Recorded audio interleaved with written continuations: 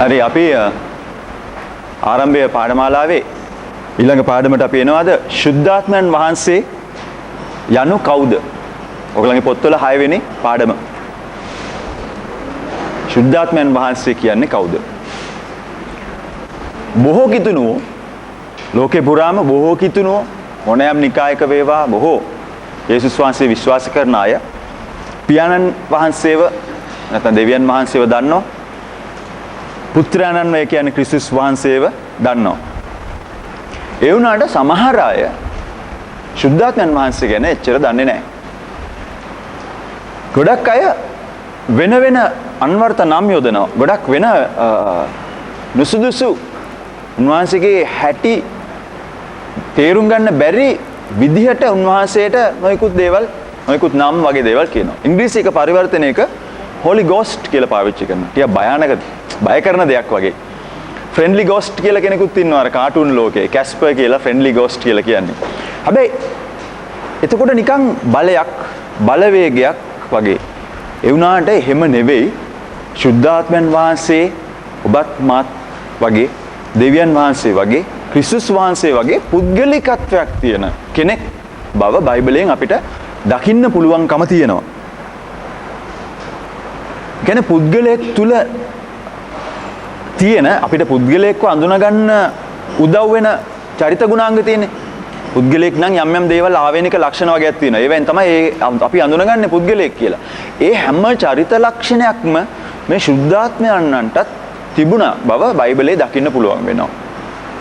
ඉතින් ඒ වගේ ඒ අනුසාරයෙන් බැලුවහම අපිට තේරුම් ගන්න පුළුවන්කම තියෙනවා බයිබලයේ පෙන්නනවා මේ එක්කෙනා බලවේගයක් නෙවෙයි. නිකන් පාවෙන බලයක්. විදුලිය වගේ බලයක්. සුළඟ වගේ දෙයක්. නැත්තම් මේ පීඩනය වගේ දෙයක්. එහෙම නොපෙනෙන දැන්. දන්නවනේ දැනෙනවා යමක් පීඩනයක් දැනෙනවා. හුළඟ ඇවිල්ලා වැදිලා යම් පීඩනයක් දැනෙන බලයක්. ඒ වගේ නොපෙනෙන ලෝකයේ සැරිසරන බලවේගයක් බලයක් නෙවෙයි ශුද්ධාත්මයන් වහන්සේ. ක්‍රියා 15:28 බැලුවොත් දකින්න උන්වහන්සේ හිතනවා. ක්‍රියා 1:16 දකින්න පුළුවන් කතා කරනවා. රෝම 8:14 දකින්න පුළුවන් වෙනවා මඟ පෙන්වනවා. එපිස 4:30 කියනවා වේදනාවටපත් වෙනවා දුක හැඟෙනවා කියලා. රෝම 8:9 කියනවා ක්‍රිස්තුස් වහන්සේගේ ආත්මයාණන් කියලා.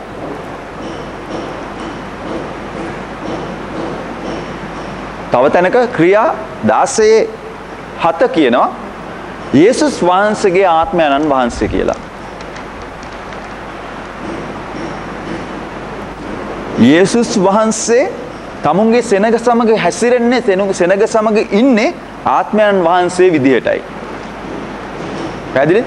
යේසුස් වහන්සේ අප අතර ඉන්නේ අප අතර උන්වහන්සේගේ සෙනග අතර වාසය රැඳී ඉන්නේ ආත්මයන් වහන්සේ විදිහටයි. ඒක පොඩි ළමයි කිව්වලු යේසුස් වහන්සේගේ අනිත් ස්වરૂපය කියලා. අර අනිත් විදිය ශුද්ධාත්මයන් වහන්සේ ගැන කතා කරනකොට ඒ ශුද්ධාත්මයන් වහන්සේ ගැන හඳුනලා දෙන්න. යේසුස් වහන්සේගේ අනිත් විදිය. ඒ කියන්නේ පුද්ගලිකද දෙකේ දෙන්නගේ තියෙන මේ එක වගේ සම්බන්ධතාවය. පුංචි ළමයින්ට සමහරවල්ට තේරෙනවා නේ. ලොකු අයන්ට තේරුම් ගන්න බැරි දේවල්. උන්වහන්සේ මොන වගේද? යොහාන් 14:16 කියනවා අප එක්කම ඉන්න කෙනෙක් කියලා. එතන වචනයක් පාවිච්චි කරනවා ග්‍රීක භාෂාවෙන්. ඒ වචනේ පස්සේ කියලා දෙන්නම්. මෙතන කියන්නේ ඒ වචනේ තේරුම one called alongside. අපිත් එක්ක පස්සකින් රැඳිලා ඉන්න කෙනෙක්. අර ඊයේ මතකද අර අයිනෙන් ඉඳගෙන පියානෝ එක ප්ලේ කරලා ඒ කතන්දරේ ලස්සන කරපු තැනත්තා කෙනෙක්. වන්න ඒ වගේ අපේ ජීවිතයේ අවස්ථාවල් වලදී හැමතිස්සෙම අපේ ළඟින් ඉඳගෙන මතක් කරන සිහි කරන අපිත් සමග ගමන් කරන රැඳිලා ඉන්න කියන තේරුම ඒ වචනේ සඳහන් කරනවා. සනසන්න අනුශාසක එහෙම නැත්නම් උපදේශකයා ධෛර්ය දෙන්න මේ ඔක්කොම වල තේරුම මේ ග්‍රීක පැරක්ලිටොස් කියන වචනේ ඇතුලේ සඳහන් වෙනවා. එතන පදේ කියනවා වෙන සැනසිලිකාරයෙක්. නද තවත් කෙනෙක් වගේ තේරුමක් තියෙනවා. ඒ කියන්නේ මං වගේම කෙනෙක් කියන එක. එක જાතියේ තවත් එක්කෙනෙක් වගේ. ඒ වගේ තේරුමක් එතනින් එන්නේ. යේසුස් වහන්සේ කියනවා වෙන සැනසිලිකාරයෙක්. තවත් කෙනෙක් කියන තේරුම එතන තියෙනවා. මං වගේම තවත් කෙනෙක් කියන. කියන්නේ ආත්මයන් වහන්සේ සමානයි යේසුස් වහන්සේට. එහෙම නැත්නම් යේසුස් වහන්සේ මේ දෙන්නගේ තියෙන සමානකම. ආත්මයන් වහන්සේගේ ඉතිහාසය බයිබලයේ ගොඩාක් ඈතට විහිදෙනවා. ක්‍රියාපොතට විතරක් නෙවෙයි, එතනින් ඈතට විහිදෙනවා. බයිබලයේ මුල් පොත්වලට යනකම් විහිදෙනවා අපිට දකින්න පුළුවන්. සභාව උන්වහන්සේව නොසලකා හැරලා තියෙනවා. පියාණන් වහන්සේට හා පුත්‍රයන්න් වහන්සේට වැඩියෙන් අවධාරණය දීමෙන් මේක සඳහන් කරලා තියෙනවා. මුළු ඉතිහාසයේ පුරාම බොහෝ අවස්ථාවලදී සභාවල් උන්වහන්සේව එක නොසලකා හැරියා. ඊළඟට වැරදි විදිහට අර්ථකථනයක් දුන්නා. වැරදියට වටහා ගත්තා. පුද්ගලිකත්වය හඳුනාගන්නේ නැතුව ආත්මයක් එහෙම නැත්නම් බලවේගයක් හැටියට ශුද්ධාත්මයන් වහන්සේට ඉඩක් දෙනවා. ඒ කියන්නේ සලකනවා නොසලකා හැරලා නැහැ. හැබැයි වැරදියට හඳුනා ගන්න තියෙන්නේ. තවත් කාණ්ඩයක් තුන්වෙනි කාණ්ඩේ ප්‍රතික්ෂේප කළා. උන්වහන්සේගේ පාලනයට අකමැති නිසා. මොකද ශුද්ධාත්මයන් වහන්සේගේ ස්වરૂපය තමයි ඇවිල්ලා උන්වහන්සේ ඉන්න තැන උන්වහන්සේ වගේ වෙනස් කරනවා. හැබැයි වෙනස් කරන්නේ අයහපත් අතර නෙමෙයි යහපත් අතර. ඒ වුණාට බොහෝ වෙලාවට මිනිස්යාගේ කැමැත්ත කියන දේ ක්‍රියා කරන්නේ මේ ශුද්ධාත්මයන් වහන්සේ කරන්න හදන දෙයට ප්‍රතිවිරුද්ධ විදියට නිසා සමහර සෙනග කැමති නෑ උන්වහන්සේ ගැවසෙනවට. ඇයි එතන තියෙන නම්‍යතාවය? මම තියෙන්න ඕන නැවෙන සුළු ගතියක්. මට කිසිම ව්‍යුහයක් සැකිල්ලක් තියාගන්න අමාරුයි. ශුද්ධාත්මයන් වහන්සේ ඉන්නවනම් එතන උන්වහන්සේට දෙන්න ඕනේ පාලනය. ඒ වෙලාවේදී උන්වහන්සේ කියන හැටියට වෙනස් වෙන්න ඕන. හුළඟක් වගේ ගත්තොත් එහම අර රුවලක් වගේ. නිදහසේ වනලා ඔසවල තියෙන්න ඕන මේ හුළඟට ගහගෙන යන්න. ඒ වගේ ශුද්ධාත්මයන් වහන්සේ ක්‍රියාකාරීත්වයක් තියෙන තැන තමුන් අමාරුවටපත් වෙන අවස්ථාවල් තියෙනවා. ඒ කියන්නේ මම ඒ තරම් නම්‍යශීලීව නැමෙන සුළුවට ඉන්න ඕන. මට ඕන විදිහට තද මතයක එල්ලලා ඉන්න බෑ. උන්වහන්සේ යන්න කිව්වොත් යන්නයි, ඉන්න කිව්වොත් ඉන්නයි. ඊශ්‍රායල් සෙනගට මඟ පෙන්න වෙලාවේදී කොහොම තියෙන්නේ නැද්ද? කාන්තාරේ හරහා මඟ පෙන්න අද මෙතන අපි කඳවුරු මදින්. ඒක දවසකටත් දන්නෙත් නෑ. අවුරුදු 2-3කටද කියලා දන්නෙත් නෑ. කියනකොට නවතින්න ඕනේ මේ ඊයේ ගහපු ටෙන්ට් එක කිව්වේ නෑනේ අපි හෙටයි ගලවන්නේ කියලා. එහෙම කිව්වනම් එහෙම බාගෙට අටවගෙන ඉඳීවි. එහෙම කියන්න නැතුව ඇති. එහෙම බවක් දකින්න නෑ. අපි මෙතන කඳවුරු. ඉතින් ඔන්න ඔක්කොම කඳවුරු බඳිනවා. ඊට පස්සේ ක්ෂණයකින් යන්න වුණොත් එහෙම අර ඔක්කොම ආයසරයක් අකුලගෙන යන්න ඕනේ. මුළු අපේ ජීවිත කාලය පුරාම මේ වගේ තියෙනවා සමහර නොයෙකුත් අවස්ථාවලදී ඒක උපමාවක් හැටියට එහෙම බැලුවොත් එහෙම නොයෙක් තැන්වලදී ඒ වගේ ගමන් කරන්න සුදුසු නෙමෙයි ගමන් කරන්න සූදානම් ස්වරූපයකින් අපි ඉන්න ඕනේ නිතරම. ඉතින් ඒ පාලනයට අකමැති නිසා සමහරු කට්ටියක් ප්‍රතික්ෂේප කරනවා. පළවෙනි කරුණ පරණ ගිවිසුම තුල ශුද්ධාත්මයන් වහන්සේගේ ක්‍රියාකාරීත්වය තිබුණු හැටි අපි මෙතනදී බලන්න යනවා. උත්පත්ති එකේ ඉඳලා 2ට දකින්න පුළුවන් උන්වහන්සේ මැවීමේ කටයුත්තේ නිරතව සිටියා. මැවීම සිදු වෙන වෙලාවේදී උන්වහන්සේ එතන ක්‍රියාත්මකව සිටියා. බයිබලයේ පෙරළුව ගමන් දකින්න පුළුවන්කම තියෙනවා. ඒ කියන්නේ මුකුත් තිබිච්ච නැති තැන. අපිලිවෙල කියන තැනට පිළිවෙලක් අරගෙන ආවා. අදටත් එහෙමයි. නොතිබුණු දේවල් සභාවන් තුලට රැගෙන එනවා. නොතිබුණු දේවල් ජීවිත තුලට අරගෙන එනවා ශුද්ධාත්මයන් වහන්සේ. එදත් එහෙමයි. නැවීමේදී මුකුත් තිබුණු නැති පොළොවනාහි පාළුව හිස්ව තිබුණා. ගැඹුර පිට අන්ධකාරය තිබුණා. උන්වහන්සේගේ ආත්මය මේ මතුවේ සැරසරමින් සිටියා කියනවා. ක්‍රියාවලියේ සම්බන්ධතාවයකට ඇතුල් වෙලා තිබුණා ශුද්ධාත්මයන් වහන්සේ. එතන යම්කිසි දෙයක් තිබුණේ නැති වෙලාවේදී ඒ මුකුත් නැති තැන කවදාවත් තිබුණ නැති දෙයක් බිහි කරන්න, නිර්මාණය කරන්න, උපද්දවන්න, ඇති කරන්න උන්වහන්සේ ක්‍රියා කෙරුවා.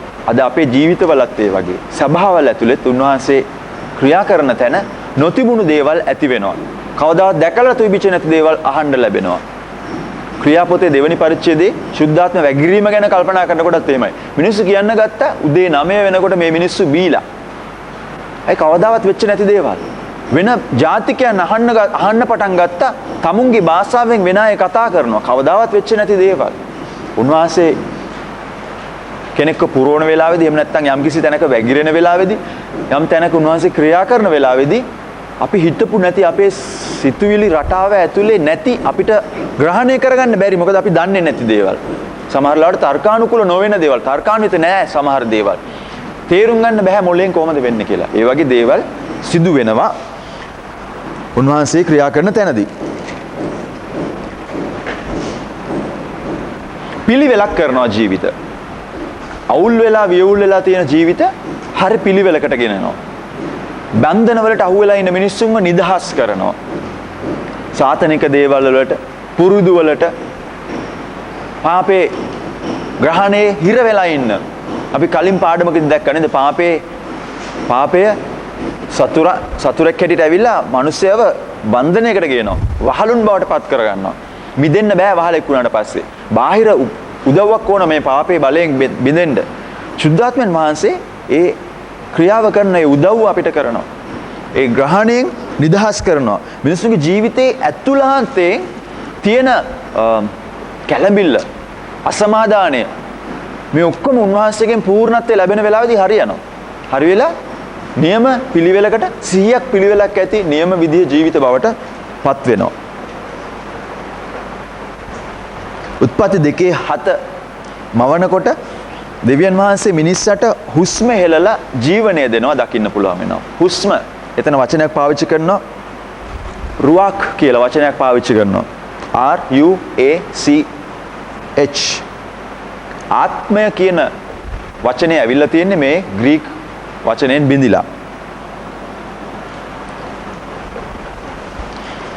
මේ භෞතික වශයෙන් පොළවේ දූවිල්ලෙන් අරගෙන හදපු සිරුරට දෙවියන් වහන්සේගේ රුවක් හුස්ම ජීවනය පිඹලා නැගිටෙව්වා. පණ දුන්නා. ඒ අද දවසෙත් ඒ වගේ. උන්වහන්සේගේ කැවසීම දෙවියන් වහන්සේගේ රුවක් මේ ශරීරයේ අඩුපාඩුකම් සම්පූර්ණ කරනවා. නොයෙකුත් දේවල් භෞතික වශයෙන් තියෙන නොයෙකුත් ශාරීරික වශයෙන් තියෙන දේවල් උන්වහන්සේගේ රුවක් පැමිණෙන වෙලාවේදී උන්වහන්සේගේ ආත්මයන් වහන්සේ වැగిරෙන වෙලාවේදී ඒ දේවල් නිසි තැනට යොමනවා. නිසි තැනට ගෙනල්ලා දානවා. ජීවණයෙන් පුරවනවා. ඒ වගේමයි ඒ අපිට සභාවල වලටත් ඒ වගේ සුද්ධාත්මයන් වහන්සේ නැති සභාවකට වැඩිය, ඒ කියන්නේ නැති කියන්නේ සුද්ධාත්මයන් වහන්සේට ඉඩ දෙන්නේ නැති සභාවල් කියලා කියන්නේ උන්වහන්සේට යන්න බැරි තැන් නෙවෙයි. නමුත් සුද්ධාත්මයන් වහන්සේට ඉඩක් ක්‍රියා කරන්න හැසිරෙන්න පහසුවක් ඉඩක් සභාවල් සහ සම්පූර්ණයෙන් සුද්ධාත්මයන් වහන්සේට ඉඩ දීලා ප්‍රමුඛත්වයක් දීලා මුල් තැනක් දීලා තියෙන සභාවල් බැලුවොත් එහෙම මේ පණ ලයිෆ් ජීවනය සම්බන්ධ වෙනසක් දකින්න පුළුවන්කම තියෙනවා. මිනිස්සුත් ඒ වගේ. සුද්ධාත්මයන් වහන්සේගේ මඟ පෙන්වීම තියෙන එක්කෙනෙක් සහ එච්චර ගාණක් නැතුව සුද්ධාත්මයන් වහන්සේට ඉඩ දීමක් නැතුව ඔහේ සමහරවිට අර පිළිවෙලට දේවල් කරගෙන ව්‍යවස්ථාව කොහොමරි තියන්න බලාගෙන ගමන් කරන ජීවිත තියෙනවනේ. පිළිවෙලට චාරිත්‍ර කරගෙන යන්න හදන මිනිස්සු ඉන්නවා. ඒ වගේ කොට්ටාශ දෙක බැලුවාම පැහැදිලිව ජීවනය සම්බන්ධ වෙනසක් තියෙනවා. සුද්ධාත්මයන් වහන්සේගේ පිරිණු ගමන් බයිබලයට දෙවියන් වහන්සේගේ වචනය ගැන ලොකු ආසාවක් ලොකු උද්‍යෝගයක් ඇති වෙනවා. මොකද ජීවනයේ ආහාරය වෙන මුකුත් නෙවෙයි කියලා අපේ ඇතුලෙන් එනවා හැඟීමක්. ජීවනයේ ආහාරය හඳුනා ගන්න පුළුවන් කමක් ඇති කරනවා. ඇතුලෙන් සුද්ධාත්මයන් වහන්සේ හොයන සැබෑවටම සොයන්නේ මොකක්ද කියලා ඇතුලෙන් හඳුනා ගන්න. අර මම ඊයේ මගේ උදාහරණෙදි කිව්වේ මම යහපත අයහපත මම නියම විදියට සිද්ධිය දන්නේ නැතුණාට මතකද කාස්ටීරියෝ එක? මම නියම විදියට සිද්ධිය දැක්කේ නැතුණාට එතන හිටියේ නැතුණාට මට තේරෙනවා මේක හොඳ නැති බවක්. අන්න ඒ වගේ හොඳ දේ දේව වචනය වෙතට යොමු කරන ඒකෙන් තෘප්තිමත් වෙන්න ඒක හොයන පෙළඹවිල්ලක් ඇති කරනවා. හැම දෙම නිකන් ව්‍යවස්ථාව චාරිත්‍ර නෙවෙයි ජීවනය මැදි කරගෙන හැම දෙම වෙන්න පටන් ගන්නවා. ජීවනය මැදි කරගෙන හැම දෙයකම ජීවනයක් තියෙන්න ඕන කියන ඒක පස්සෙන් දුවමින් හරියට පිළිවෙලට දේවල් කරන එකම නෙවෙයි ඔය චාරිත්‍ර කරන එකම නෙමෙයි නමුත් ජීවනය කියන්නේ යේසුස් වහන්සේ. ජීවනය කියන්නේ උන්වහන්සේට ඉඩ තියෙන උන්වහන්සේට හැසිරෙන ඉඩ තියෙන තැන.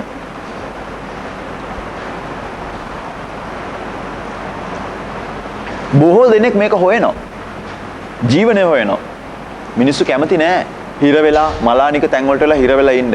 ඇතුළෙන්ම තියෙනවා මිනිස්සුන්ගේ මේ ජීවනය හොයන ගතිය. ඉතින් ඒ නිසා කවුරු හරි කෙනෙක් සුද්ධාත්ම ක්‍රියාකාරීත්වය දැක්කොත් ඒකට ඇදෙන ගතියක් තියෙනවා. ඒක අපේ හැටි. අපි හැදලා තියෙන්නේ මේ ජීවනයත් එක්ක ඉන්න. නම් පෙට්‍රල් වාහනයක් පෙට්‍රල්මනේ ගහන්න ඕනේ. වෙන මොකුත් ගහලා හරියන්නේ නෑනේ. වැඩ කරන්නේ නෑනේ. ඩීසල් වාහනයක් ඩීසල්ම ගහන්න ඕන. ඒ වගේ අපිටත් මේ කොටස තියෙන්න ඕනේ. මේ ආත්මික වශයෙන් මේ සම්බන්ධතාවයේ තියෙන්න ඕන හරියට වැඩ කරන්න නම්. එතුමන් විශේෂ අවස්ථාවල විශේෂ කාර්යයන් කරන්න එකිනෙකා වෙතට පැමිණියා. දෙවෙනි කරුණ. කෙනෙක් මතට ශුද්ධාත්මයන් වහන්සේ ආවම, ඒ කියන්නේ ඔබ ශුද්ධාත්ම බෞතිස්ම වෙනවා කියනවා, ශුද්ධාත්මයෙන් පිරෙනවා කියනවා. අද භාවිතා කරන වචන තියෙන ඕන එකක් කියන්න. ශුද්ධාත්මයන් වහන්සේ කෙනෙක් මතට වැගිරුණාම ඒක යාට නිකන් සුන්දර ලස්සන හොඳ ජොලි හැඟීමක් ගේන එකක් විතරක් නෙවෙයි. ඒ වගේ වෙන්නත් පුළුවන්. සමහරවිට අර හිර වෙලා තියෙන ඔක්කොම කුණු කැත මෙයා මිරිකිලා ඉන්නකොට අපි කොහොමත් මේව පීඩිත වෙලා ඉන්නේ හිනාවක් නැහැ අමාරුවෙන් ඉන්නේ. ඒව නැති වෙනකොට ආත්මය ඇතුලෙන් නිදහසක් වෙනකොට අපි එළියනොත් ප්‍රබෝධමත් වෙනවා. ඒක ඇත්තයි. හැබැයි ඒක විතරක්ම නෙමෙයි කරන්නේ. සුද්ධාත්ම වාසික වැඩේ මේ දුක් වෙලා ඉන්න මිනිස්සුන්ව කිචිකවලා සන්තෝෂ කරලා ඒකම විතරක්ම නෙමෙයි. ඒකත් එහෙමත් සිද්ධ වෙනවා. හැබැයි ඒකම නෙවෙයි. යම්කිසි අරමුණක් තියෙන නිසා උන්වහන්සේ වැగిරෙන්නේ. සුද්ධාත්ම වාසික වැగిරෙන්නේ යම්කිසි අරමුණක් තියෙනවා. බයිබලයේ සිද්ධි වලින් එක දකින්න පුළුවන් වෙනවා. දෙවියන් වහන්සේගේ ආත්මය ක්‍රියා කරපු හැමතැනම අරමුණක් තිබුණා. දිව්‍යමය අරමුණක් ඉටු වුණා. ඉතින් ඔයා තේරුම් ගන්න ඕන සුද්ධාත්ම වහන්සේ ක්‍රියා කරන්න ඉඩ දෙනකොට ඒ ක්‍රියාකාරීත්වය ඇතුලේ පිටිපස්සෙන් යම්කිසි අරමුණක් තියෙනවා ඉෂ්ට කරගන්න. මම කරන්නේ යමක් තියෙනවා. සමහරට මම ඒකට ආයුධයක්. උන්වහන්සේ මාව පාවිච්චි කරන යම්කිසි දෙයකට ආයුධයක්. ඒතකොට යම්කිසි අරමුණක් කරා තමයි යොමු කරන්නේ. නික්මයාම 31 3 ඉඳලා 5ට මෙතන ලියවිලා තියෙනවා. බෙසලෙල් කියලා කෙනෙක්. ශිල්පීය දක්ෂතා, හැකියා, දැන ගැනීම, කලාත්මක වැඩ, නිර්මාණාත්මකකම මේවායේ උපත තමයි දෙවියන් වහන්සේ. මේවායේ උපත ස්වර්ගයේ තියෙන්නේ. නිර්මාණාත්මක භාවය, මැවීම. ලොකුම නිර්මාණය තමයි මැවීම. ඉතින් එතන තමයි උපත තියෙන හැම නිර්මාණයකම. ඉතින් සමහරවිට මේක තැනක මේ උදාහරණයක් කලාත්මක දේවල්, නිර්මාණාත්මක දේවල් සඳහා සුද්ධාත්ම වාසයේ වැගිරුණාලු. අපිට අද හිතන්නත් බෑ. අපි හිතන්නේ මොකටද? සුවකරන්න. තාමකට සුද්ධාත්ම වාසයේ එන්න ඕන නම් එන්න ඕන. කියන වැඩි වෙලා ගන්න එපා. යක්ෂයන් දුරු කරන්න ඕනෙමයිනේ නේ. තව මොනකටද ඕන සුද්ධාත්ම වාසයේ වැගිරුණොත් මොකටද වැගිරෙන්නේ? දිවසි වැකි කියන්න, හාස්කම් කරන්න, දර්ශන පෙන්වන්න. හැබැයි හැම දෙයකම අරමුණක් තියෙනවා. දර්ශනයක් පෙන්වන්නේ නිකන් චිත්‍රපටියක් බලන්න යන්න සල්ලි නැති නිසා නෙමෙයිනේ දර්ශනයක් පෙන්වන්නේ. දර්ශනයක් පෙන්වන්නේ අරමුණක් තියෙනවා.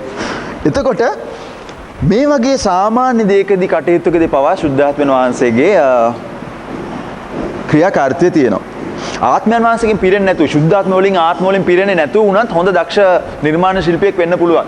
ඔය බාස්ලා වගේක් වැඩ කරනවා යන්නේ සමහරට ඒ අය ක්‍රිස්තියානි අය නෙවෙයි. හොඳ ලස්සනට අර යත්ත දක්ෂ විදිහට හසුරවනවා. මොරටුවේ නිසා නේ සිස්ටර්. මොරටු කොල්ල දක්ෂයි කියනවනේ ඔයගොල්ලෝ. හරි. ඒක නිසා වෙන්නේ කොහොම හරි ඒ වුණාට දෙවියන් වහන්සේගේ ආත්මය කෙනෙක්ව පුරන වෙලාවේදී, දෙවියන් වහන්සේගේ ආත්මයෙන් කෙනෙක් පිරීලා යමක් නිර්මාණය කරන වෙලාවේදී ඒක ඉහළ තලයක් දක්වා ඉස වෙනවා. ඒ හැකියාව ඉහළ තලයක් දක්වා ඉස වෙනවා. සාමාන්‍ය වශයෙන් කෙනෙක් දක්ෂෙක් වෙන්න පුළුවන්. ආත්මයෙන් පූර්ණ මනුස්සයෙක්ගේ දක්ෂකම වෙන තලයකට දේවල් යොමු කරනවා. ඒ නිසා වෙන අය මතට බලපෑමක් ඇති කරනවා. අර වීණා වාදකයා ආත්මයෙන් පිරීලා වීණා වාදනය කරපු වීණා වාදකයා යෝෂපාට රජුගේ එලිෂා නේද ගේන්න කිව්වේ. එලිෂා ගේන්න කිව්වේ වීණා වාදකයෙක්. වතුර ඕනේ නියඟයක් වෙලා ඉන්න වෙලාවේදී වීණා වාදකයා. එයා වාදනය කරද්දී දෙවියන් වහන්සේගේ ආත්මය ඔහු මතට පැමිණියා. දිවසි වකි කියන්න පටන් ගත්තා. බලපෑමක් ඇති කරනවා. දක්ෂ වාදකයෙක් වෙන්න පුළුවන්, දක්ෂ නිර්මාණකරුවෙක් වෙන්න පුළුවන්. නමුත් ආලේපය වෙන අයට බලපෑමක් ඇති කරන පිණිස වෙන තලයකට ඒ නිර්මාණය ඔසවනවා.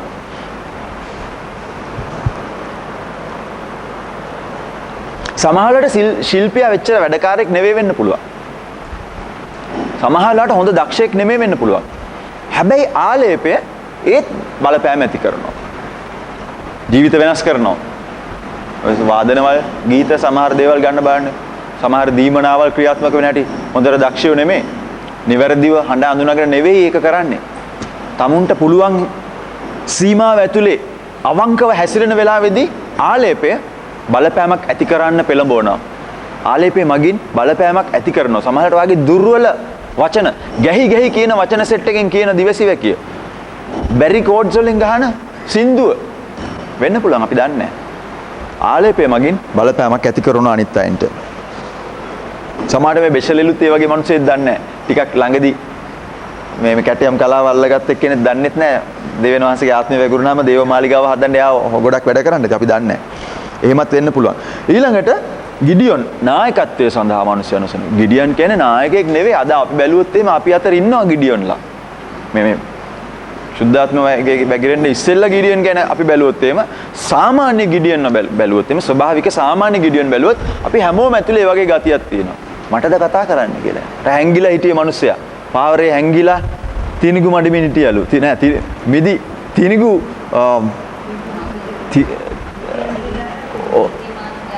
මිදි යන්ත්‍රයකින් තිරිඟු මඩමින් හිටියලු. ඒකත් පොඩි වැරදි වැඩක්. මොකද්ද පැටලිලි වෙච්ච ජීවිතයක් ඒක. අමාරු අප්සෙට් සතුරන්ට බය හැංගිලා අර ගොයන් කොලයක් කිව්වොත් ඒක නඩුවක් දායි මට. ගොයන් කොලයක් තමයි ඒකට කියන්නේ. ගොයන් කොල තමයි. කොහොම හරි ඒකක් අස්සේ හැංගිවිලා මේ කුඹුරේ පාවරේ හැංගිලා ඉන්නවලු. යන සාමාන්‍ය මිනිස්සයා නායකයා සෙනගගේ ඉදිරියෙන් යන නායකෙක් වුණා. විනිශ්චයකාරයෙක් සෙනගට. විනිශ්චයකාරයන්ගේ යුගයේදී වෙන විදේශ රටවලට යටත් වෙලා ඉන්න සිදු වුණා ඊශ්‍රායලට. ඒ එක වතාවකදී මිදියන් කියන ගෝත්‍රයට මිදියන් වරුන්ට යටත් වෙලා ඉන්න සිදු වුණා. ඒ යුගයේදී ඒ කාලෙදී තමයි මේ තමුන්ගේ දුර්වලතා ගැන පාරට්ටු කරගත්ත ගිඩියන් කියන මිනිස්සයව දෙවියන් වහන්සේ එසෙව්වේ. නායකත්වයට දෙවියන් වහන්සේ බොහෝ වෙලාවට පාවිච්චි කරලා තියෙන්නේ නැති බැරි අය ඇති හැකි අය බවට පත් කරලා තියෙනවා දෙවියන් වහන්සේ. හැම නායකයෙක්ම බැලුවොත් එහෙම වික්‍රමාන්විත දේවල් කරපු මිනිස්සුන්ගේ පස්සුබිම බැලුවොත් එහෙම ඒ අය එහෙම හිටියේ නෑ. එහෙම හිටපු නිසා නෙවෙයි තෝරලා ගත්තේ. හැකියාව තිබුණු නිසා නෙවෙයි තෝරලා ගත්තේ. ආලේපයෙන් තමයි ඒ අයට හැකියාව ලැබිලා තියෙන්නේ බොහෝ වෙලාවල්. මෝසස් අඬ ගහපු ගමන් කිව්වා අද අපි කී දෙනෙක් මෝසස් වගේ වෙන්න try කරනවද? මෝසස් අඬ ගහපු ගමන් කිව්වා මට කතා කරන්න බෑ. මං හරියට වචන කියා ගන්න දන්නේ නැති මිනිස්සෙක්. ගොත ගැහුවද මන් දන්නේ නැහැ. කොහොම හරි යට වචන හිතලා කතා කරන්න ඕනේ. මොකක් හරි ප්‍රශ්නයක් තිබිච්ච කෙනෙක්. හැබැයි වුණාට ඒ තරම් ඊට පස්සේ මුරුදු කෙනෙක් ලෝකේ තවත් හිටියෙත් නැහැ. ආයෙ වෙන කෙනෙකුට ඒ තරම් මුරුදු වෙන්න chance එකකුත් දීලා නැහැ. මොකද බයිබලෙම කියලා ඉවරයිනේ ඒ තරම් මුරුදු කෙනෙක් තව නැහැයි කියලා. ඉහළම නායකත්වයක්. Taman දුර්වලයි කියලා හැඟෙන සීමා සහිතයි කියලා හැඟෙන අයව ඉහළට පාවිච්චි කරපු එක බයිබලයේ දකින්න පුළුවන් ලක්ෂණයක්. ඉතින් ඉහළට යන්න ඕන නම් තමුන්ගේ දුර්වලතාවයල් ගැන තේරුමක් තියෙන්න ඕන මං හිතන්නේ නේද? ඉහළට යන්න කියලා කියන්නේ ස්වාමීන් වහන්සේගේ පාවිච්චි කිරීමේ ඉහළම තැනකට යන්න ඕන නම් හොඳටම සුපර්මෑන් කෙනෙක් වෙන්න ඕන. වැරදි අදහසකින් නෙවෙයි මම කියන්නේ උන්වහන්සේ ඉදිරියේ හොඳ භාජනයක් වෙන්න. හොඳ නිතර පාවිච්චි කරන භාජනයක් වෙන්න නම් ඔයාගේ සීමාවල් ගැන බලන්න තරම් යටහත් නිහතමානී බවක් මං හිතන්නේ ඒ අයට නම් තිබිලා තියෙනවා. නමුත් ආත්මයෙන් පිරුණාම වුන් සභාව ඇතුලේ බලවත් දේවල් කරා. හිතා ගන්න බැරි තරම් දේවල් කරා. පෙනුමෙන් චූටියට පුංචියට ඉන්න අය අර කියන්නේ කොච්චි මිරිස් වගේ කියනෝ නේද? පොඩියට ඉන්න අය සැරයි කියලා කියනවා. ඒ වගේ තමයි.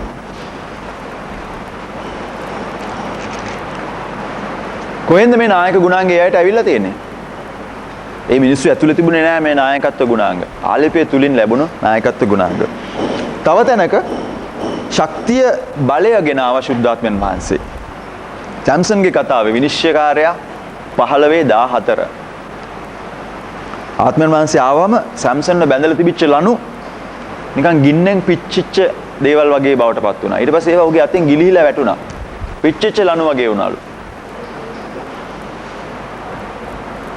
බැඳුම් ලැබුණා. පරණ ගිවිසුමේ ස්වභාවිකව සිදු වුණ දේවල් වගේ තමයි අද මේ යුගයේ අලුත් ගිවිසුම් යුගයේ ආත්මික වශයෙන් සිදුවෙන දේවලුත්. එදා ඒ අත්වල තිබුණු ලනු පිච්චිලා ගියා වගේ අදත් ඉන්නවා මිනිස්සු. දෑත බැඳගත්ත මිනිස්සු. අදත් ඉන්නවා බැමි වලට අහුවෙච්ච මිනිස්සු. ශුද්ධාත්මයන් වහන්සේ ආව මේ ඔක්කොම දේවල් නිදහස් කරනවා. මම ඉස්සෙල්ලා කිව්වා වගේ පාපේ බැමේ ප්‍රහාණයේ තියෙන දන්වැල් චේන් ඒ ඔක්කොම නිකන් දාලා පිච්චිලා ගියා වගේ වෙනවා. බයවල් පුරුදු ඇබ්බැහිකම් මේවා තමයි ලනු. අත් දාලා හිර කරලා පස්සටද මේ යටින් දාලාද මන්ද කොහොම හරි දාලා මේවා හිර කරලා ගැට ගහලා තියෙන මිනිස්සු ඉන්නවා. සමහරවිට කිතුණුවන් හිර වෙච්ච තැන්වල ඉන්නවා. බය වෙච්ච මිනිස්සු ඉන්නවා. බැඳුම් වල තාමත් පුරුදු වල ඉන්න කිතුණුවන් ඉන්නවා. අබ්බැහිකම් වල ඉන්න කිතුණුවන් ඉන්නවා. සුද්ධාත්මයන් වහන්සේ මේ හැමතැනක්ම අත තියෙනවා. හැමතැනක්ම නිදහස් කරනවා. උන්වහන්සේ ආවා මේ ඔක්කොගෙම නිදහස් වෙන්න මිදෙන්න හැකියාව ලැබෙනවා. තරහෙන් පෙරිච්ච සිතුවිලි වල හිර වෙච්ච මිනිස්සු ඉන්නවා. දැක්කම පෙන්වන්න බෑ. ඒක තමයි යාගේ රටාව. ඒකට අහුවෙලා. එක්ක රාගයෙන් පිරිච්ච සිතුවිලි, වෛරයෙන් පිරිච්ච සිතුවිලි වෙන මොකුත් දන්නේ නැහැ. ඊර්ෂ්‍යයි. දැක්ක ගම ඊර්ෂ්‍යයි. ආස නැහැ. ඒ හිර වෙලා ඒක ඇතුලේ කැරකෙනවා.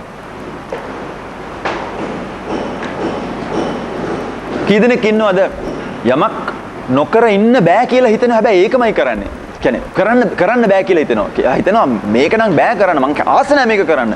හැබැයි සමහරවිට කී දෙනෙක් ඒකම කරනවද? ඒ වගේ සමහර පුරුදු තියෙනවනේ සමහර ලාවට. ඔයා ආස නැහැ කරන්න දේවල්. හැබැයි ඒවම වෙනවා. උදාහරණ ඔයගොල්ලෝ කල්පනා කරන්න. කණ්ඩායම් සාකච්ඡාවලදී බලන්න සමහර දේවල්. පුංචියට කටින් එන වචන වෙන්න පුළුවන් සමහර ලාවට. සමහර පුරුදු වෙන්න පුළුවන් සමහර ලාවට. පෞල්තුමත් කියන්නේ මං ආස නැති දේ මම කරනවා. අනේ කවුද මාව මේකෙන් මුදන්නේ? ආත්මඥානක වාසයේ ව්‍යවස්ථාව කියලා ශුද්ධාත්මයන් වහන්සේව එතෙන්ට සම්බන්ධ කරලා ලස්සනට කතන්දරේ උගන්වලා දෙනවා.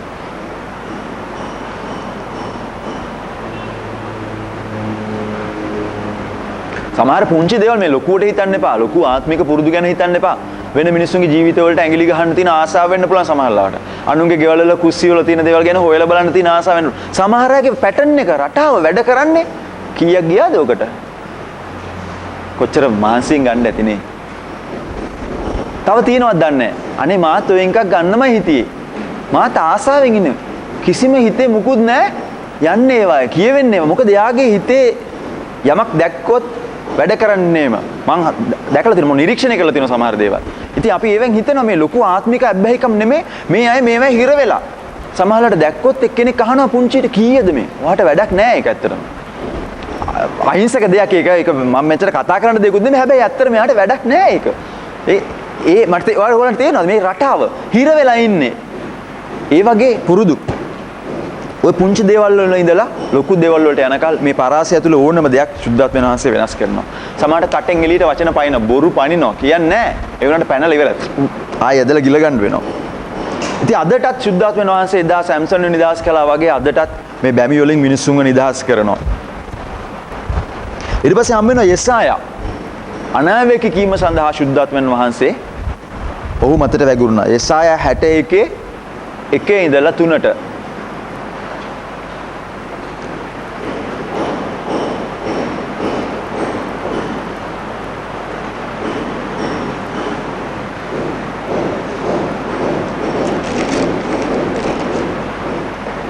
මෙතන නැති වුණත් කෙනෙක් ඉන්න පුළුවන් කොහේ හරි තැනක තමුන්ට මුණ දෙන්න තියෙන ප්‍රශ්න ඉදිරියේ අනේ මම අසරණයි මට අමාරුයි මට බෑ කියලා හැඟෙන අය ඉන්න පුළුවන්.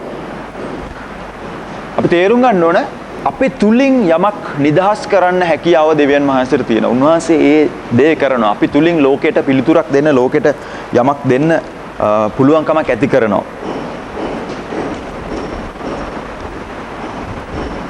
තමන්ගෙම ප්‍රශ්න ඇතුලේ තමන්ගේම සිතුවිලි රටාවල් ඇතුලේ තමන්ගේම හිත ඇතුලේ හිර වෙලා ඉන්න මිනිස්සුන්ට සුද්ධාත්මයන් වහන්සේ නිදහස අරන් දෙනවා. සැනසීම ගෙනල්ලා දෙනවා. සදාකාලිකව කියන්නේ දිගු කාලීන වශයෙන් කෙනෙකුට උදව්වක් වෙන දෙයක් ඔයාට වෙන්න ඕනේ නම් ඔයාට එහෙම උදව්වක් වෙන්න ඕන නම් සුද්ධාත්මයන් වහන්සේ උපකාරය නැතුව ඔයාට ඒක කරන්න අමාරුයි.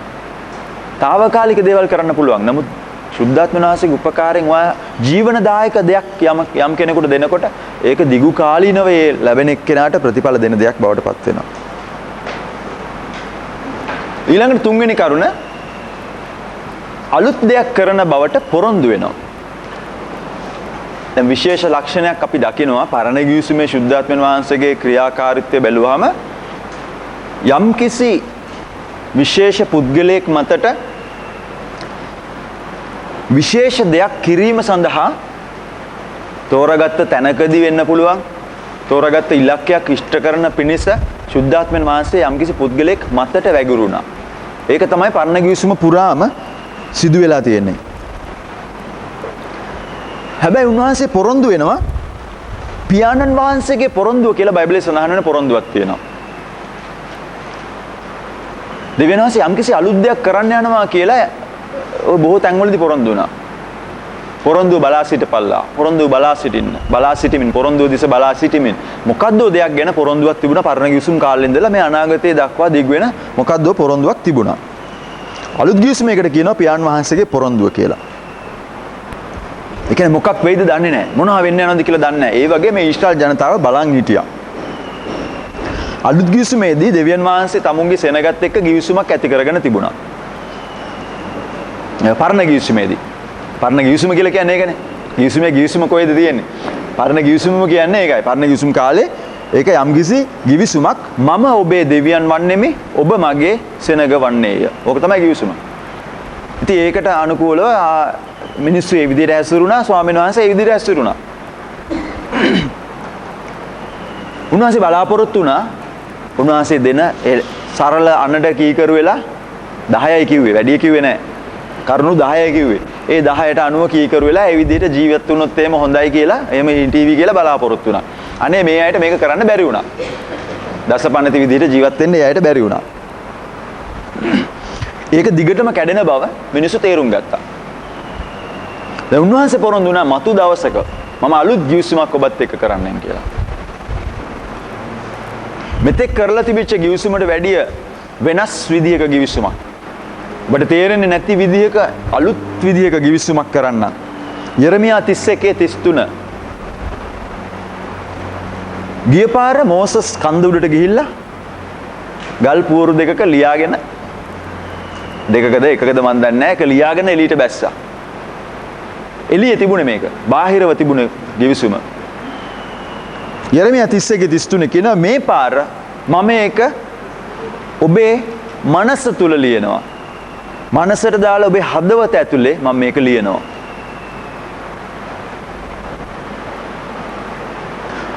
අලුත් ගිවිසුම යටතේ ගිවිසුම එන්නේ පිටතින් ලියවිච්ච දෙයක් හැටියට නෙවෙයි. අභ්‍යන්තරයේම තියෙන දෙයක් හැටියට.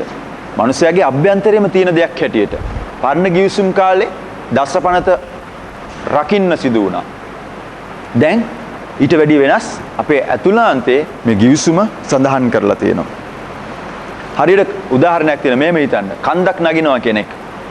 තනියම ඈත කන්දකට යනවා. දවසක් විතර ගත වෙනවා කියලා හිතන්න. එතකොට මොනවාද අරගෙන යන්න ඕන? මොකක් හරි පැක් එකක් තියෙනවා යාට ඕන කරන වතුර, කෑම බීම, ප්‍රථම ආධාර ඔය මෙන් උදව් වෙයි කියලා හිතන පොඩි මේවා ටිකක් අරන් යනවා. ගෙදර තියෙන ටීවී එකේම අරන් යන්නේ නැහැ. අනවශ්‍ය දේවල් අරන් යන්නේ නැහැ. ඕන කරන පුංචි දේවල් ටිකක් අරන් යනවා. හැබැයි මේක බරයි. කෑමම කියලා හිතන්නකො ඒක හරි බරයි. කෑම කොහොමත් ඕනේ කෑම අනිවාර්යෙන් ගෙනිනවනේ ඒක බරයි. ඒක නිසාම මේ යාව බිමට අදින ගතිය වැඩි. හැබැයි යන්න මොකද්ද වෙන්නේ? මෙයා මේක කනවා. කනකොට බර පැට වෙන එක අඩු වෙනවා. ඇතුලෙන් ශක්තිය නිපද වෙන එක වැඩි වෙනවා. මෙන්න මේ වගේ දෙයක් සිදු වෙනවා. පරණ ගිවිසුමේ හැටියට ව්‍යවස්ථාව පිටතින් මිනිස්සුන්ට බර පටවන දෙයක් වුණා. ඇයි ඒක ඒගොල්ලන්ට කරන්න බැරි වුණා? 50 10යි තිබුණේ. ඒ මදිවට එකක් කැඩුවොත් අනිත් 9ම තිබ්බත් වැඩක් නැහැ කියලා කිව්වා. ඕක කරන්න බැරි වුණා මිනිස්සුන්ට. බරක් පැටවුණා වගේ වුණා. අර පැක් එක අරගෙන යනවා වගේ.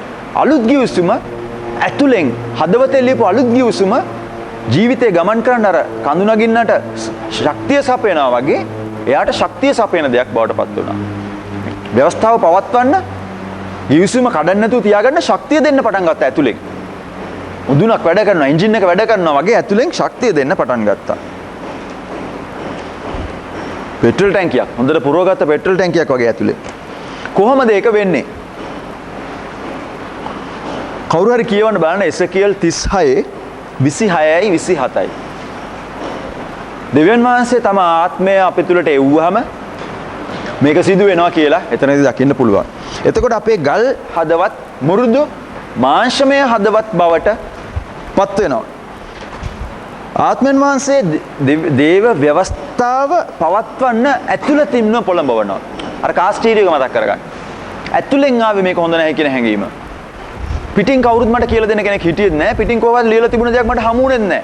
නමුත් ඇතුළෙන් මට ව්‍යවස්ථාව පවත්වා ගන්න උදව් වුණා. පැහැදිලිද? ඇතුළෙන් ඒ පෙළඹවීම ඉගෙනවීම තියෙනවා. හැබැයි පුංචි වැරද්දක් තියෙනවා. බොහෝ දෙනෙකුට තියෙන්නේ ඒකේ අනිත් පැත්තට. ගල් හදවත්. මුරුදු මාංශමය හදවත් වෙනුවට. එක්කෙනෙක් කිව්වලු එක මිෂනාරිවරයෙක් නෑ මිෂනාරිවරියක් එයා කිව්වලු මිනිස්සුන්ට තියෙන්න ඕනේ මුරුදු හදවත් සහ ශක්තිමත් කකුල් කියලා. හරි? බොහෝ වෙලාවට අපිට තියෙන එක නෙමෙයි අනිත් පැත්ත. ගල් හදවත් සහ මුරුදු පාද. පාද වලින් කියන්නේ මොකද්ද? ගමන් කරන එක. මේ ගමන යන්න දැඩිව තියෙන මිනිස්සුන්ට ඇවිද ගන්න බෑ. ජීවත් වෙන්න බෑ. අවුරුදු 2-3න් ක්‍රිස්තියානිකම තියාගන්න බැරුව වැටිලා යන මිනිස්සු ඉන්න. මම ඔයගලන්ට මුලදී කිව්වේ උදාහරණය අර සහෝදරි අනුරයි මායි ගිහලා කතා කරන වෙලාවේදී කියපු සහෝදරිය ආවා හරි ෂෝක් මේ ක්‍රමේ නම් හොඳයි. හැබැයි මට නම් යන්න බෑ. යන්න බෑ ශක්තිය ලබා ගන්න හැටියක් නැහැ. මුරුදු කකුල් මේක මතක තියාගන්න.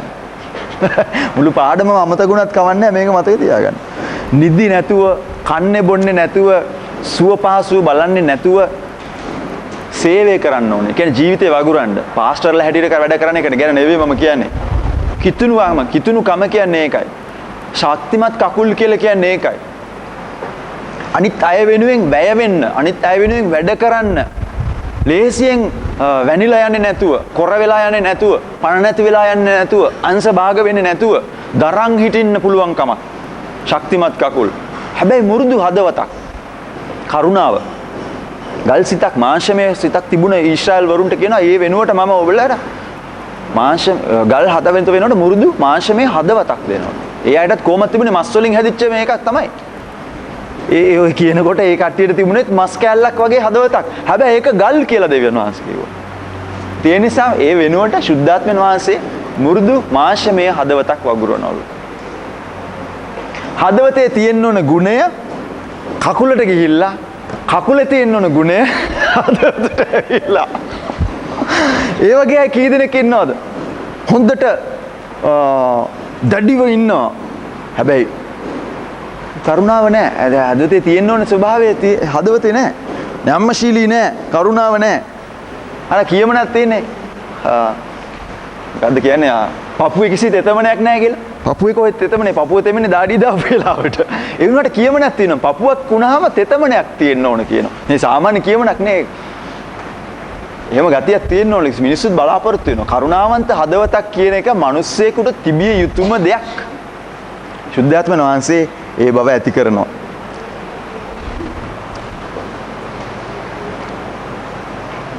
එසකේල් 47 පුංචි පින්තූරයක් තියෙනවා. දේව අභිමුඛයෙන් ගලාගෙන එන ගඟක් ගැන. දේව මාලිගාවෙන්, දේව අභිමුඛයෙන් උන්වහන්සේ වාසය කරන තැනින් නික්මෙන දිය දහරක්. කිතුන් වගේ ජීවිතේ වගේ, කිතුන් වගේ හදවතේ වගේ. උන්වහන්සේගේ මාලිගාව වෙන අපේ ජීවිත වලින්, අපේ ශරීර වලින්, අපේ හදවත් වලින් උන්වහන්සේ වාසය කරන තැනින් පටන් අරගෙන ජීවනය අනිත් අයන්ට දෙන, තෙතමනය දෙන, සරුසාර විදියට පළදරන, ගස් ඇති එසකේල් 47 කියවල බැලුවොත් ඒකේ කොළ වලින් සුව, ඒකේ පළ වලින් සුව, ඒකෙන් සෙවණ, ඒකේ තියෙන ප්‍රයෝජනේ මෙන්න මේ වගේ ජීවනය දෙන දෙයක් අපේ ඇතුලේ තියෙනවා. මේ වගේ ජීවන දෙන දිය දහරක් ඇති වෙන. යොහාන් 7:38 යොහාන් 7:38 බැලුවොත් මා කෙරෙහි අදහන්නා තුලින් ලියවිල්ලේ ලියා තියෙන විදිහට ජීවනදායක වතුර ඇති ගංගා ගලනු ඇත. යොහාන් 7:38 එතන කියන ඊට පස්සේ උන්වහන්සේ මේ කිව්වේ අදාගෙන සිටි අය විසින් ලබන්න තිබුණු සුද්ධාත්මයන්න් ගැනය කියලාම කියනවා.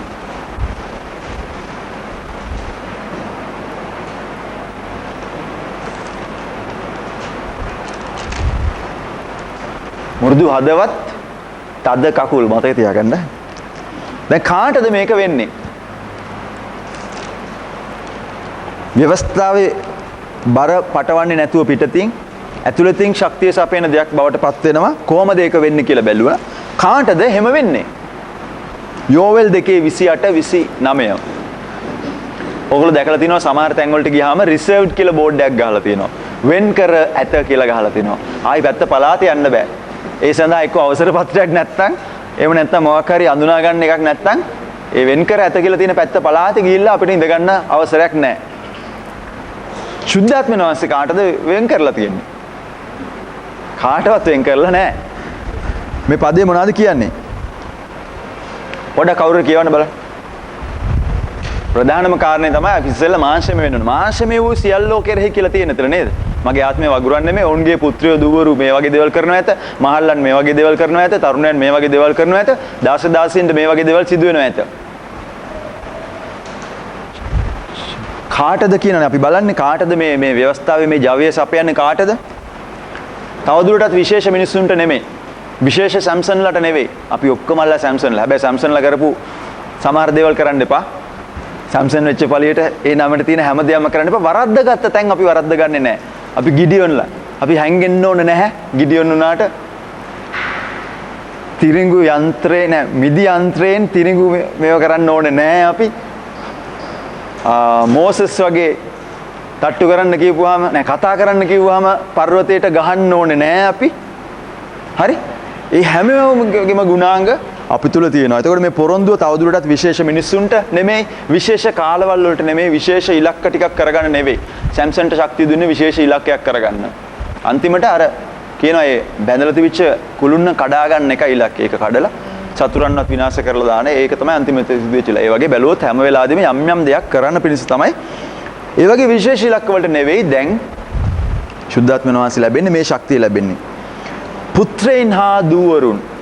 පුත්‍රය කොහෙද ඉන්නේ? දූවරු කොහෙද ඉන්නේ? ඒතර කිසිම ලිංග ભેදයක් නැතුව, ස්ත්‍රී පුරුෂ ભેදයක් නැතුව, වර්ග කිරීමක් නැතුව තද හදවත් මොලොක් කකුල් තියන අය මේ ભેදය සලකනවා. ඉන්නවනේ සමහර අය. ස්ත්‍රී පුරුෂ ભેදය සලකලා මේ සේවාව වගේ දේවල් බැලුවම දෙවියන්වහන්සේගේ මිනිසයා කියලා නම් කරනකොට සමහර අය කැමති නැහැ. ශ්‍රී පක්ෂය අතින් සමහර දේවල් සිද්ධ වෙනවට. සමහර හොඳ දේවල් සිද්ධ වෙනවට සමහර අය පිළිගන්න කැමති නැහැ. අනාගත වාක්‍යයක් පිළිගන්න කැමති නැහැ. මඟ පෙන්වීමක් ගන්න කැමති නැහැ. ඔයගොල්ලෝ මට ඡන්දෙ දෙන්න වෙනවා. සමහර වෙලාවට සමහර මේ තද හදවත් මුරුදු කකුල්. ඒ වගේ අයට බෑ මේක පිළිගන්න. නමුත් මෙතන කියනවා ඔවුන්ගේ පුත්‍රයන් දූවරුන් කිසිම ભેදයක් නැතුව මත සුද්ධාත්මය වැగిරෙන. එහෙනම් සහෝදරියක් අනාවැකියක් කිව්වොත් ඒක හැබැයි අනාවැකියක් වෙන්න ඕනේ. කවුරු කිව්වත් ඒක වෙන්න ඕනේ. පුරුෂයෙක් කිව්වත් ස්ත්‍රියක් කිව්වත් ඒක අනාවැකියක් සැබෑ අනාවැකියක් වෙන්න ඕනේ. මගේ පෙන්වීමක් නිවැරදි මගේ පෙන්වීමක් වෙන්න ඕනේ. ඇත්තම සුද්ධාත්මන වහන්සේගේ සම්බන්ධ වෙන දෙයක් වෙන්න ඕනේ. ඉතින් එහෙමනම් උන්වහන්සේ එහෙම පාවිච්චි කරනවා නම් අපිට ප්‍රශ්නයක් තියෙනවද එහෙමනම්? උන්වහන්සේ එහෙම පොරොන්දු වෙනවා නම්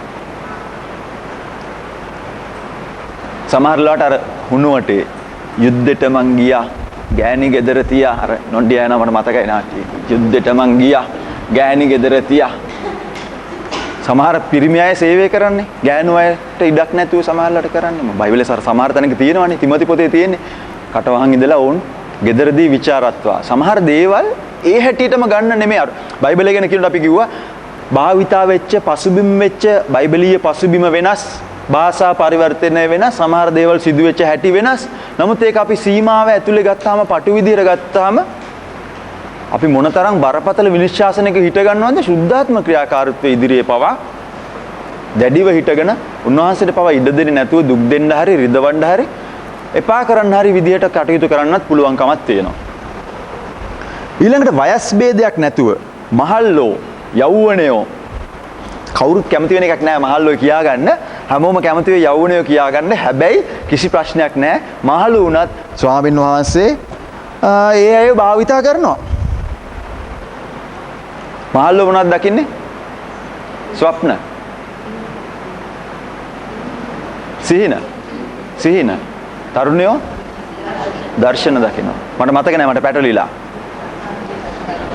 තරුණයෝ දර්ශන දකිනවා. මහලු අය විවේකයෙන් ඉන්නකොට නිින්ද ගියත් බය වෙන්න එපා. ඒක සිහිනයක්. ඒ නේ ස්වභාවික අවස්ථාවක් තුලින් බලන්න ඒක ලස්සනේ.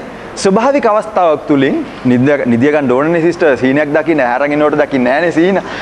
හැබැයි ඔයාට නිින්ද ගියොත් ඒක වැරද්දක් නෑ. ඒ තුල ස්වාමීන් වහන්සේට ක්‍රියා කරන්න පුළුවන්. සීමාවක් නෑ. මට තේරෙන්නේ එච්චරයි. එතකොට තද හදවත් මොලොක් කකුල් තියන අය සමහරවිට තරුණ දේව සේවකයා ප්‍රතික්ෂේප කරනවා. පුංචි කණ්ඩායම් නායකයා තරුණ කණ්ඩායම් නායකයා ප්‍රතික්ෂේප කරනවා. දීමනාවක් ක්‍රියාත්මක වෙන්න පටන් ගන්න පුංචි සාමුවෙල්ලා ප්‍රතික්ෂේප කරනවා. තද හදවත් මුරුදු කකුල් තියන අය. වැඩිදුර ය아가න්න බැරි තද හදවත් තියෙන හොඳ ශක්තිමත්ව ඉන්නවා කියලා හිතන දැඩි හදවත් තියෙන අය. මහලු අයන්ටත් ඉඩ නැහැ. තරුණ අයන්ටත් ඉඩ නැහැ. නමුත් සුද්ධාත්මයන් වහන්සේ මේ දෙවර්ගයම තුල ක්‍රියා කරනවා. සීනියොරිටි කියලා කියන්නේ සමහරවිට පුංචි අය දිහා බලලා කියනවා සීනියොරිටි. අත්දැකීම් තියෙන. ඇත්ත අත්දැකීම් තියෙන්න ඕනේ. ඒක වෙනම කතාවක්. තරුණ එක්කෙනෙකුට අත්දැකීම් නැහැ. නමුත් සුද්ධාත්මයන් වහන්සේ ක්‍රියා කරනකොට ඒක වෙනස් නේද? හැකියාව ඉක්මවා ආලේපය මිනිස්සු මත බලපෑම ඇති කරනවා කියලා අපි ඉස්සෙල්ලා කිව්වා. ඒක දෙවියන් වහන්සේගේ සිරිතක්නේ. තමුන්ගේ ස්වභාවික හැකියාව ඉක්මවා බලපෑම අනිත් මිනිස්සු මත ඇති කරනවා ආලේපය. එතකොට එහෙමනම් මේ පුංචි තරුණ පුද්ගලයෙක් තුලින් වෙන කෙනෙකුට බලපෑමක් ඇති වෙන්න පුළුවන්. මොකද එතන ආලේපයක් ක්‍රියා කරන නිසා. ඒක අනිත් පැත්තත් ඒ වගේමයි. ඊළඟට දාස දාසියන් කෙරෙහි පවා උන්වහන්සේගේ ආත්මය වැగిරෙනවලු. පසුබිම වැඩක් නැහැ. ජාතිය වැඩක් නැහැ. වර්ගික ભેද මුකුත් වැඩක් නැහැ. දාස දාසීන් එදා හිටියා. අදත් සමහර වෙලාවට සමහර තැන්වල ඉන්නවා. මෙහෙකරුවන් ඔබට උදව් කරන සේවකයන් සේවිකාවන් හැටියට අය ඉන්න පුළුවන් සමහර ගෙවල්. මෙතන මම දන්නේ නැහැ. සමහරට කෙනෙක්ගේ ගෙදරක ඉන්න පුළුවන්. ඒක සාමාන්‍ය දෙයක්. ඒක රැකියාවක් වගේ දෙයක් සමහර වෙලාවට. හැබැයි තද හදවත් තියෙන මොලොක් කකුල් තියෙන අය තමුන්ගේ සේවකයා තුල දෙවියන් වහන්සේගේ ක්‍රියාකාරීත්වය දකින්න පිළිගන්න කැමති වෙන්නේ නැහැ. ඔහු තුල ඈ තුල දෙවියන් වහන්සේගේ ආධිපත්‍යයක් දිව්‍යමය ආධිපත්‍යයක් තියෙනවා කියන එක එච්චර පිළිගන්න කැමති නැහැ. ඒ කෙනෙක් තුල නායකත්වයේ ගතිගුණයක් නායකත්වයේ හදවතක් එඬේර හදවතක් දකින්න කැමති වෙන්නේ නැහැ.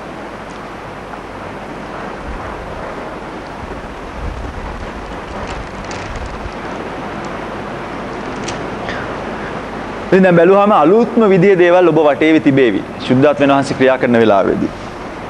අනාවැකි සීන දර්ශන නිතරම තියේවි. රැස්වීම කාලේ විතරක් නම් වෙන්න බෑ. ඒක වැරදි. සීන නිදේගත්තම කොහොමද දකින්නේව නෙවෙයි ඈ. ස්වාමීන් වහන්සේ ක්‍රියා කරන සීන ඒවා වෙනයි. අපි සාමාන්‍ය ස්වභාවික දකින්න දේවල් වෙනයි. ස්වභාවික දකින්න දර්ශන වෙනයි. හැබැයි මේව අඩුපාඩුවක් නැතුව බහුලව තියේවි. තියෙන්න ඕන. හොයලා බලන්න තියනවාද කියලා. දකින්න හීන ඇතුලේ ස්වාමීන් වහන්සේගේ ක්‍රියාකාරීත්වය තියෙන දේවල්ද කියලා හොයලා බලන්න. සුද්ධාත්ම බෞතිස්මය ලැබපු කිතුණුවන් නම් මෙන්න මේ වගේ ජීවිත රටාව වටේ තියෙන උන්වහන්සේගේ ගැවසීම තියෙනකොට බහුලව මේ දේවල් තියෙන්න ඕන. හැබැයි ඒවා පොරොන්දු වෙලා අවුරුදු 300ක් විතර මෙතන ගත වෙලා තියෙනවා මේක ඉෂ්ට වෙන්න. මේ යෝවෙල් පොතේ තියෙන පොරොන්දුව වෙලා මේ සුද්ධාත්ම වැගිරීම ගැන පොරොන්දු වෙලා බොහෝ කාලයක් මිනිස්සුන්ට බලාගෙන ඉන්නුනා මේ පියාණන් වහන්සේගේ පොරොන්දුව ලැබෙන මොහොත වෙනතෙක්. ඊළඟට දෙවෙනි කාරණාව අලුත් ගිවිසුම තුල සුද්ධාත්මයන් වහන්සේගේ ක්‍රියාකාරීත්වය. පළවෙනි කාරණාව. යේසුස් වහන්සේගේ උපතත් එක්ක ඒකට සම්බන්ධ හැම කෙනෙක්ම සුද්ධාත්මයෙන් පිරෙනවා අපිට දකින්න පුළුවන්. යෝහන් බෞතිස්ත ලූක් 1:15 උපදින්න තිස්සල සුද්ධාත්ම බෞතිස්ම පිරුණලු. සුද්ධාත්මයන් වහන්සේගෙන් පිරුණලු. මාරියා ලූක් 1:35 එයාගේ සහෝදරිය එලිසබෙත් තාම බිහි වෙලාවක් නැති යේසුස් වහන්සේගේ අභිමුඛයට එන වෙලාවේදී සුද්ධාත්මයන් වහන්සේ පිරුණා. ලූක් 1:41 ලූක් 1:67 යොහන්ගේ පියා සෙකරියස් මේ හැම තැනකම විශේෂ ලක්ෂණයක් දකිනවා. මේක අමතර කරුණක් කියලා ගන්න. ප්‍රශංසාව සහ දිවසි වැකි. ප්‍රශංසාව සහ අනාගත වාක්‍ය. සුද්ධාත්මයෙන් පිරෙන ඕනම මොහොතක ඒක අන්තර්ගත වෙලා තියෙනවා ප්‍රශංසාව. එතන හැමතිස්සෙම ප්‍රශංසාව නැගෙන තැනක් වුණා. ඒ වගේම දිවසි වැකි දිව්‍යමය දේවල් එළියට දැක්කින එඩ තැනක් වුණා.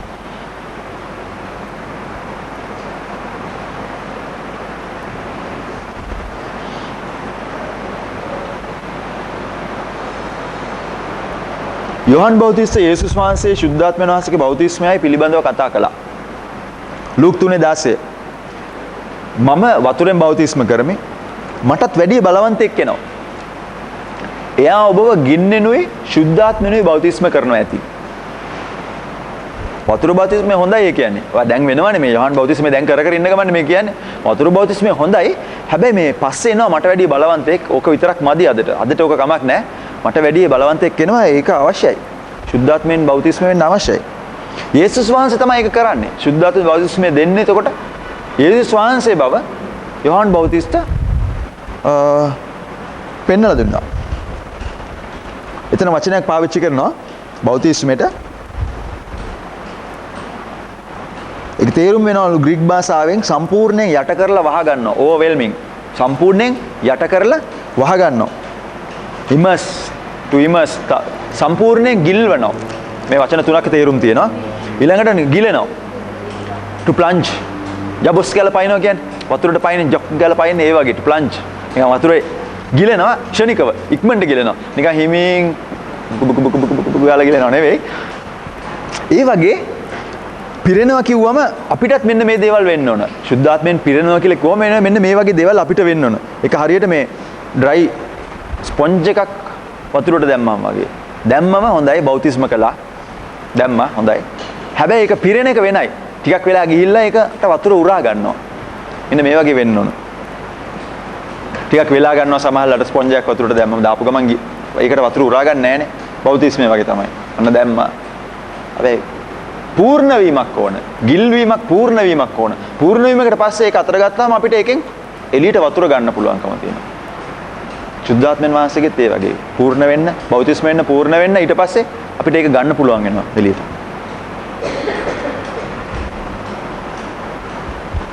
යේසුස් වහන්සේ සම්පූර්ණයෙන් ආත්මයන් වහන්සේගෙන් පූර්ණව වාසය කරපු කෙනෙක්. මුළු ජීවිතේ පුරාම සුද්ධාත්මයන් වහන්සේගෙන් පූර්ණව හිටපු කෙනෙක්. දිගටම දැන් අපිට කියනවානේ බයිබලේ ආත්මයෙන් පිරෙන්න, මුද්‍රික පාණයෙන් මත් නොවෙන්න, ඒ වෙනුවට සුද්ධාත්මයෙන් පිරෙන්න. පිරෙමින් පිරෙන්න. be being filled. පිරෙමින් පිරෙන්න දිගටම. ලූක් 3:22. ආත්මයන් වහන්සේ උන්වහන්සේ මතට ආව වතුර බෞතිස්මෙදී. යෝර්දානට හැරිලා ආව ආත්මයෙන් පිරීලා. ආත්මයන් වහන්සේ මඟ පෙන්වුවා කාන්තාරයට. ලූක් 4:1. ගලිලයට ආපහු ගියා සුද්ධාත්මයන් වහන්සේගේ බලයෙන්. ලූක් 4:14.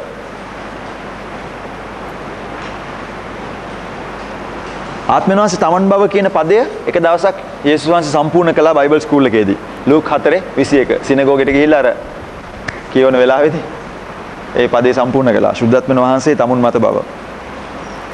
ඊළඟ කාරණා 4 නැත්තම් යේසුස් වහන්සේ අනාගතයේදී පැමිණීමට නියමිත සුද්ධාත්මයන් වහන්සේ ගැනත් කිව්වා.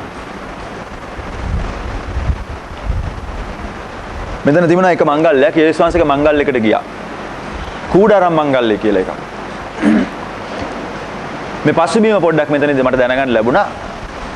දහස් ගණන් ඒ යුදෙව්වෝ මේ කූඩාරම් මංගල්‍ය කියන එකේදී එකතු වෙනවලු යෙරුසලමට. මෝසස් කන්දෙන් වතුර අරන් දුන්න දේ සමරනවලු එතනදී. ඒක සමරන්නේ ඒක ඒ විදිහටම රංගපාමින් වගේ දෙයක් කරමින් ඒගොල්ලෝ ඒක සමරනවලු. සිලෝවම් පොකුණට ගිහිල්ලා උත්තම පූජකයා රත්තරන් මේ සෙම්බුවක් වගේ එකකින් වතුර අරගෙන ගිහිල්ලා යෙරුසලමේ දේවමාලිගාවේ අල්තාරයේ දකුණු පැත්තේ අල්තාරයට මේක වක් කරනවලු. එහෙමනේ තියෙන්නේ පොරොන්දුව. එසකේල් 47 තියෙන්නේ. අල්තාරයෙන් දකුණු පැත්තෙන් ජීවන දායරයක් නික්මෙන ගගක් එනවා. ඒක ඇවිල්ලා හැමතැනම වහගෙන යනවා. ජඹුරයි එන්න මං අඩිය තියලා බැලුවා පොඩ්ඩක් ජඹුරයි ඊට පස්සේ තව ටිකක් ජඹුරයි. අහලා තියෙනවා එසකේල් 47 මතක තියාගන්න පස්සේ ඒක කියවලා බලන්න. එතකොට පුරෝගන ඇවිල්ලා මෙතන වක් කරනවා. මාලිගාවෙන් මහා ගගක් හැදිලා ඒක ගලාගෙන යාවි කියන ඒක සම්පූර්ණ වෙවි කියලා. ඒ කියන වචනේ සම්පූර්ණ වෙවි ඒ විදිහටම කියන බලාපොරොත්තුවෙන් ඒක කෙරුණලු. ඉතින් මේ වගේ තැනක තමයි මේ යේසුස් වහන්සේ ඉඳලා තියෙන්නේ. මේ වගේ තැනක ඉඳලා ඒ කියන්නේ දැන් රබ්බි චාරිත්‍ර යුදෙව් චාරිත්‍ර අනුව හිතනවලු ඒගොල්ලෝ මේ යෙරුසලම කියන්නේ ලෝකේ හරි මැද කියලා. ලෝකේ මැද යෙරුසලමයි. ඒකෙත් මැද තමයි අල්තාරය තියෙන්නේ කියලා හිතනවලු. ඉතින් ඒ නිසා මේ මැද්දෙන් ගලන ජීවන ගඟ ඒ විදිහටම එහෙම ගලාවි කියන බලාපොරොත්තුවෙන් වතුර ගලාවි කියලා ඒගොල්ලෝ වතුර වක් කරනවලු. ඊට පස්සේ මේ මංගල්‍ය අන්තිම දවසේ යේසුස් වහන්සේ නැගිටලා කියනවා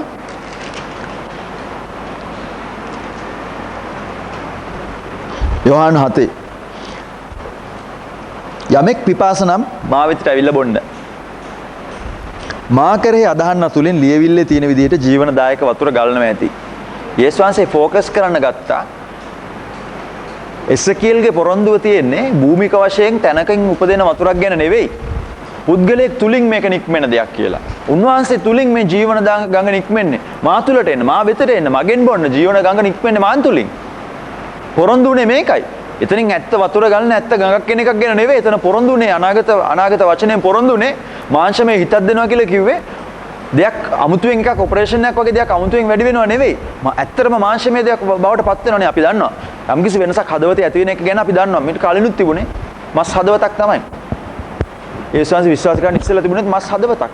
හැබැයි යේසුස් වහන්සේ පිළිගත්තට පස්සේ යමක් මොකද්ද මු르දුකමක් ඇති වෙලා තියෙනවා. ඔයගොල්ලන්ට එකඟ වෙන්න පුළුවන් වේවි. මම එහෙම කිව්වොත් එකඟ වෙන්න පුළුවන්. යා මොකද්ද මු르දුකමක් ඇති වෙලා තියෙනවා. තේරෙන්නේ අර ඒ දේ කියන දේ විදිහට මුනේ නැහැ.